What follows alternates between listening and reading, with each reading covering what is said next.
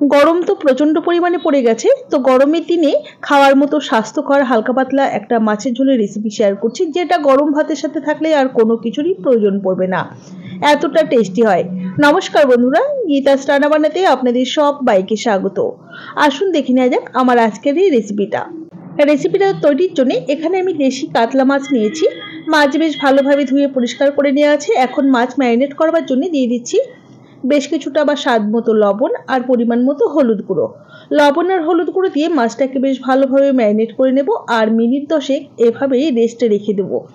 এতে করে মাছ ভাজবার সময় কিন্তু কড়াইতে আর আটকে যাবে না। যাই হোক, দেখুন মাছগুলো বেশ ভালোভাবে নুন হলুদ মাখিয়ে রাখলাম। আর এদিকে আলু আর বেগুন কেটে নিয়েছি। আর এই যে এখানে সাদা ডাঁটা, সুরেশ্বর ডাঁটা বা শাকের ডাঁটা, যে যাই বলুন না কেন, একটু গরম জলে ভাপিয়ে রেখেছি। এটা আমি পরে অবশ্যই আপনাদেরকে বলে দেবো কেন ভাপিয়ে রেখেছি। তো এবারে তেল গরম করে আমি বেশ কয়েকটা কলাই ডালের বড়ি দিয়ে বড়িগুলোকে হালকা লালচে করে ভেজে দিলাম। কেউ চাইলে কড়া করেও ভাজতে পারেন। এবারে ওই তেলের মধ্যে নুন হলুদ মাখিয়ে রাখা মাছের টুকরোগুলো একে একে দিয়ে গ্যাসের ফ্লেমটা মিডিয়াম হাইতে রেখেই উল্টে পাল্টে আমি একটু লালচে করে মাছগুলোকে ভেজে নিচ্ছি। কেউ চাইলে হালকা করেও ভাজতে পারেন। দেখুন মাছগুলো ভাজা হয়ে গেছে, তেল ঝরিয়ে তুলে নিচ্ছি। প্রথম এবং দ্বিতীয় ব্যাচের মাছগুলোকে একই রকমভাবে ভেজে নিয়েছি। এখন কড়াইয়ের বাদবাকি তেলের মধ্যে দিয়ে দিলাম কেটে রাখা বেগুন। এখন নাড়াচাড়া করে বেগুনগুলোকেও বেশ সুন্দর লালচে করে ভেজে নিলাম। এবারে বেগুনগুলোকেও একটা পাত্রের মধ্যে তুলে নিয়েছি। ওই কড়াইতে দিয়ে দিলাম আরও কিছুটা সর্ষের তেল। তেল গরম হলে ফোড়নে দিলাম অল্প একটু কালো জিরে, সাথে সাথে দিয়ে দিলাম কেটে রাখা আলুর টুকরোগুলো। আলুগুলো দেওয়ার পর এর মধ্যে অল্প লবণ আর হলুদ গুঁড়ো দিয়ে নাড়াচাড়া করে আলুগুলোকে বেশ সুন্দর করে ভাজবো, তবে খুব বেশি কড়া করে কিন্তু ভাজবো না।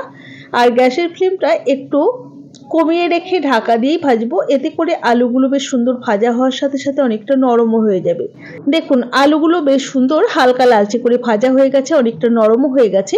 এখন দিয়ে দিচ্ছি 1 টিস্পুন পরিমাণ জিরে গুঁড়ো আর সামান্য একটুখানি লাল লঙ্কার গুঁড়ো দিলাম, এটা অপশনাল। আর ঝালের জন্য কাঁচা লঙ্কা বাটা দিয়ে দিলাম, চাইলে চিড়েও দিতে পারেন। স্বাদ মতো লবণ দিলাম আর পরিমাণ মতো বা অল্প পরিমাণ হলুদ গুঁড়ো, অল্প একটু জল দিয়ে এবারে বেশ ভালোভাবে নাড়াচাড়া করে কষিয়ে নেব। দেখুন সমস্ত কিছুকে বেশ ভালোভাবে মিশিয়ে নিয়ে এখন এর মধ্যে আগে থেকে যে সুরেশ্বর ডাঁটা বা সাদা ডাঁটাগুলোকে বা শাকের ডাঁটাগুলোকে একটু নুন দিয়ে ভাপিয়ে রেখেছিলাম।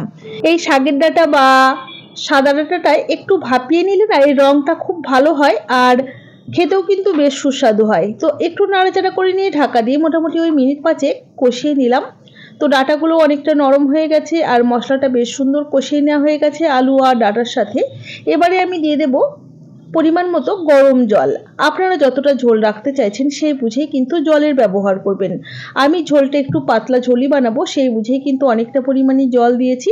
বেশ ভালোভাবে 2 থেকে 3 মিনিট ফুটিয়ে নিলাম। এবারে ভেজে রাখা মাছের টুকরোগুলো একে একে দিয়ে দিচ্ছি, সাথে ভেজে রাখা বড়িও দিয়ে দেবো। আপনি যদি আমার চ্যানেলের নতুন বন্ধু হয়ে থাকেন তাহলে অবশ্যই পাশে থাকা বেল আইকন সমেত আমার চ্যানেলটিকে সাবস্ক্রাইব করে নেওয়ার অনুরোধ রইল। তো দেখুন হালকা হাতে একটু নাড়াচাড়া করে নিচ্ছি। আর এখন যতটা ঝোল দেখতে লাগছে না, এটা কিন্তু অনেকটাই টেনে যাবে, পরিমাণে অনেকটাই কম হয়ে যাবে। তো গ্যাসের ফ্লেমটা মাঝারিতে রেখে ঢাকা দিয়ে মোটামুটি ওই 2 থেকে 3 মিনিট রান্না করে নিলাম। এবারে ঢাকা ওপেন করে একটু নাড়াচাড়া করে নিয়ে ভেজে রাখা বেগুনের টুকরোগুলো দিয়ে দিলাম। আরও একবার হালকা হাতে একটু নাড়াচাড়া করে মিশিয়ে নিচ্ছি আর গ্যাসের ফ্লেমটা মিডিয়াম টু লোতে রেখে ঢাকা দিয়ে মোটামুটি আরও 3 থেকে 4 মিনিট কম আঁচে রান্না করে নিচ্ছি।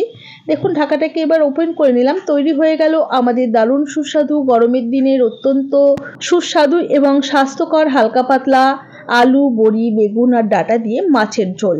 রেসিপি কেমন লাগলো অবশ্যই জানাবেন। ভালো লাগলে লাইক ও শেয়ার করে পাশে থাকার অনুরোধ রইল।